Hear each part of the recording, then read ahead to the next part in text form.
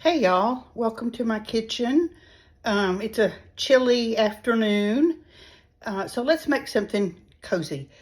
Am I the only one that likes chili rellenos? I don't think so. I think a lot of people like chili rellenos, but I'm not going to stand here and stuff and fry the peppers.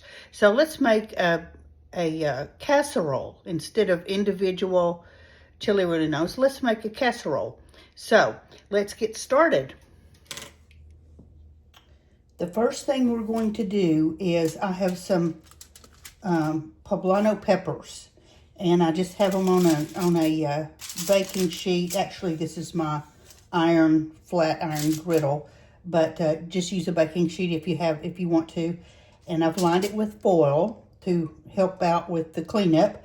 And I'm going to stick these under the broiler. They're going to be under there for about 15 minutes. I'm going to go in every few minutes and turn them. And when they get blackened and bubbly, the skin will blister, then I'll pull them out and we'll move on to the next step. Okay, in order to blacken your peppers, and I should have told you this, put your oven rack about 6 inches from the broiler. Or I actually just put mine on the very highest setting. Just set the whole rack up there. Turn your broiler on high.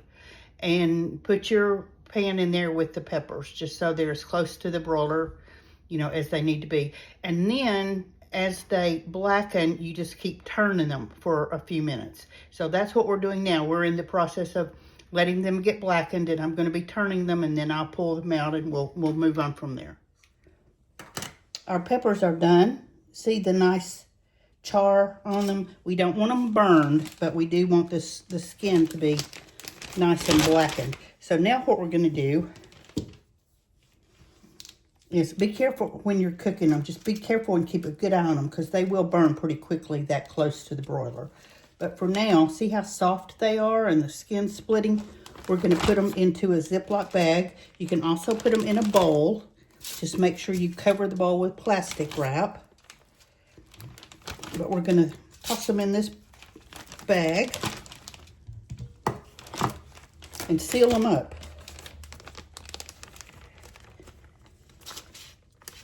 Just going to seal them up.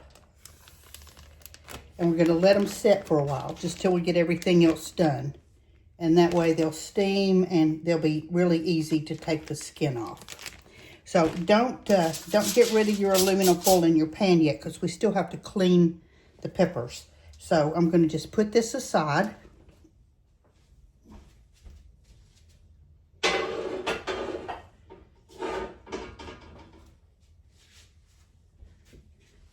And the next thing we're going to do is to brown a pound of ground beef and a large yellow onion, and then we're going to drain any of the grease on it. I'm going to go ahead and do that. You know how to brown ground beef, so there's no reason to bore you with that. We've got our meat and onions browned and the grease drained off of them. So now let's take care of our peppers. They've sit in this bag and steamed, and they've cooled off a little bit. Not much, but a little bit. So we're just going to pull them out.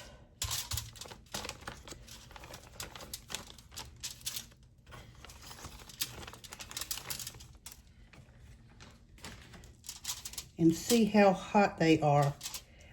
They're still pretty hot, so I think I'm going to let them just sit here for a few minutes and cool so I can handle them. All right, I think we're good now. So we're just going to take our peppers and peel the skin off. See how easy that's coming off?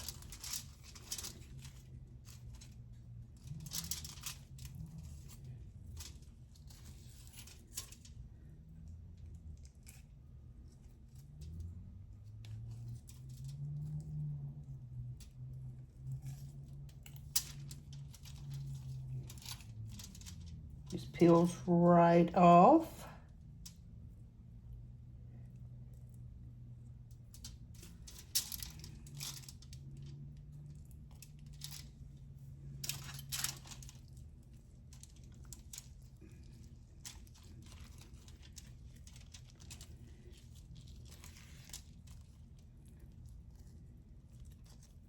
This is very satisfying.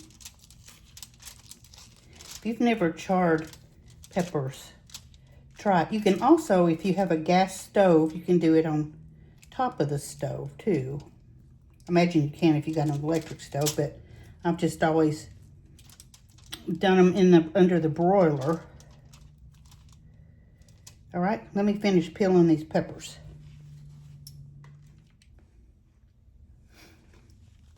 I've got the peppers peeled, so now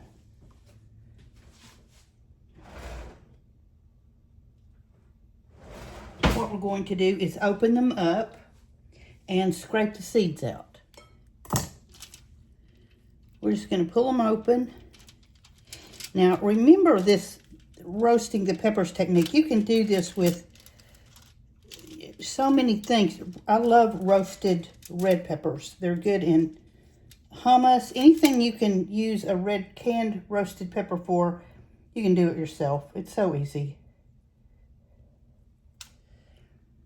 All right, we're taking the seeds right out of here. The stem came off of this one. If the stem is still on there, you might want to cut it off. And you don't have to get every single one of the seeds, but just the big blob at the top. See the stem on that one, you're going to want to take that off.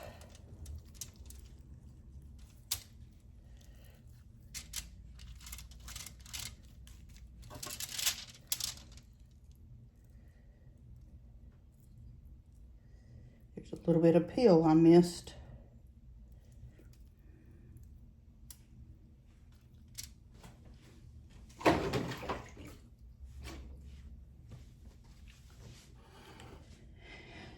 Now that our peppers are cleaned, I have a 3-quart baking dish. So we're going to just layer our half of our peppers on the bottom. And they'll break up, so that's okay. That's not a big deal. They don't have to be a solid layer. They can be a little bit space in between them.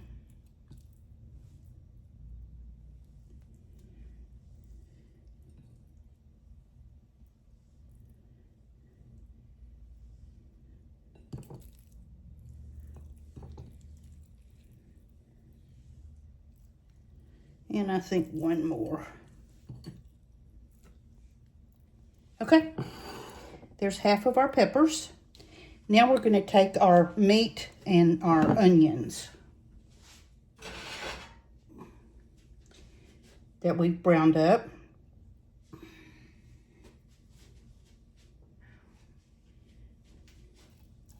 And we're going to put half of that on top of our peppers.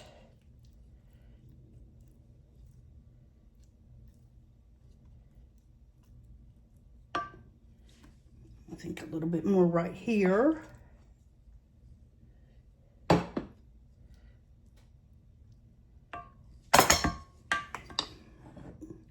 Now we're going to put down some Monterey Jack cheese.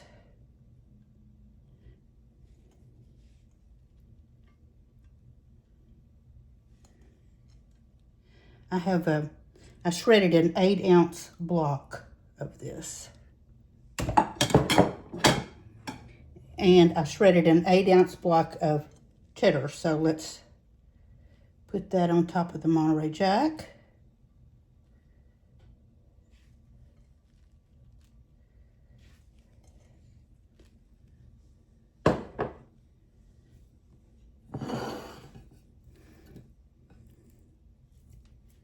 And let's go back in with the rest of our peppers.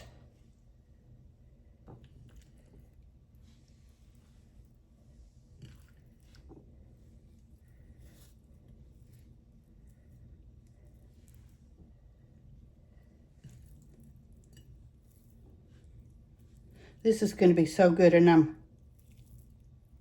I can't tell you how much easier it is than stuffing individual peppers and frying them. And don't get me wrong, I love that, but I kind of save that for when I go eat at a Mexican restaurant. All right.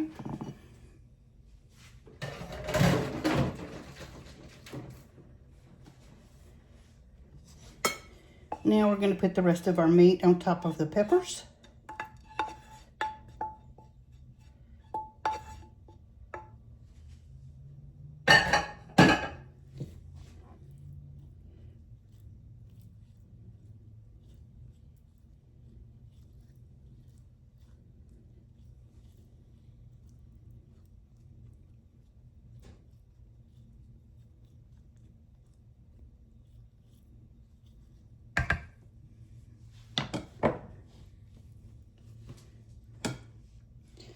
The rest of our cheese.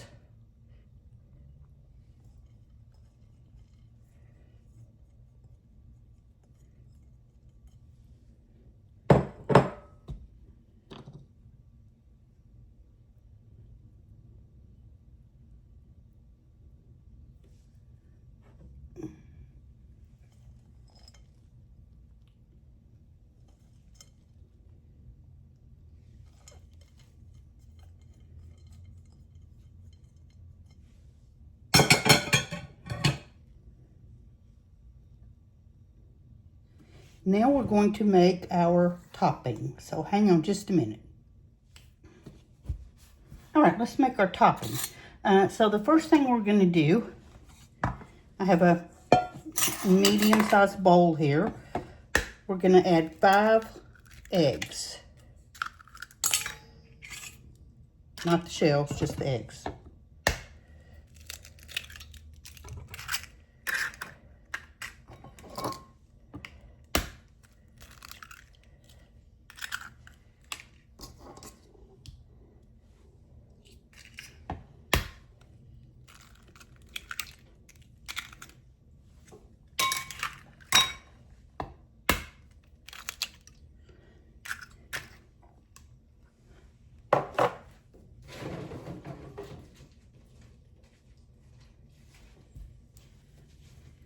To the eggs, we're going to add 3 tablespoons of all-purpose flour.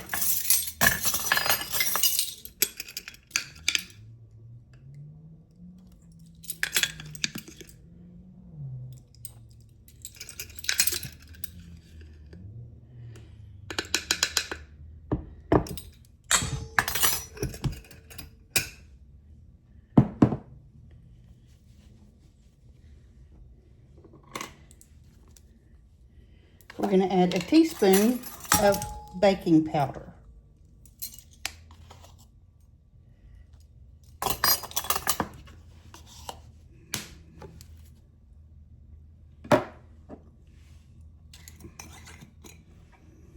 We're going to add some onion powder, just to your liking.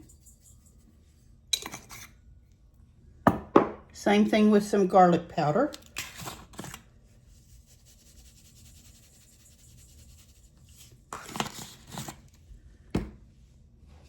Pinch of salt. And some black pepper. Now we're going to add a cup and a half of milk. So hold on, let me grab the milk. So a cup and a half of whole milk.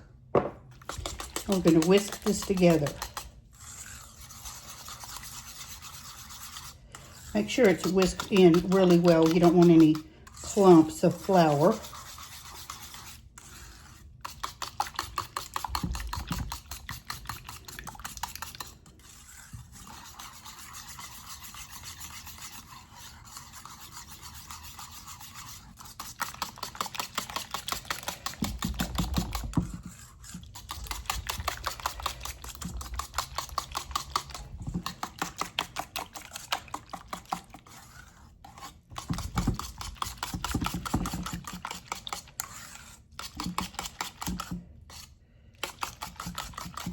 Just make sure it's really smooth.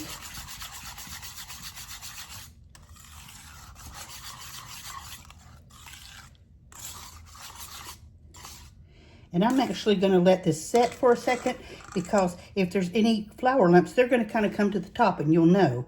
So hang on just a minute. All right, I did actually have a couple little lumps of flour come up, and you can see, and if you see that, just whisk again, because once it's been in there for a minute, it'll just kind of break apart. So, all right, now that that's done, bring your casserole, and we're just going to pour our, can you see? There you go, maybe, hopefully. We're just going to pour our egg mixture right over the casserole.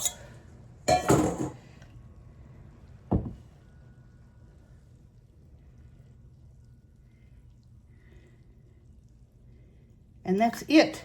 Now, we're going to put this in a 350-degree oven for about 45 minutes. I pulled the casserole out, and it looks so yummy. The egg and everything came up to the top, and it's all puffy. So I'm going to let it set for a couple of minutes and cool off. Just let it kind of set and settle, and then we'll come back and try. We've let our casserole rest for a couple of minutes, so let's dig in and give it a taste.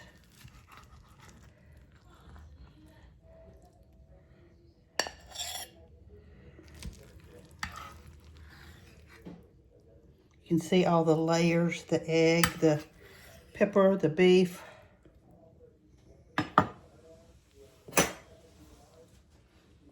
Okay, let's try a bite.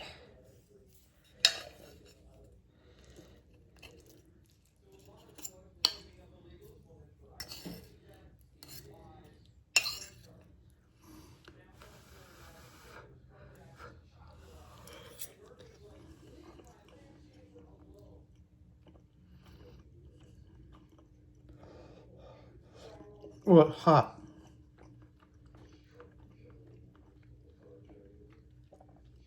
This is very, very good. It don't taste exactly like a Chile Relleno, but it's really good.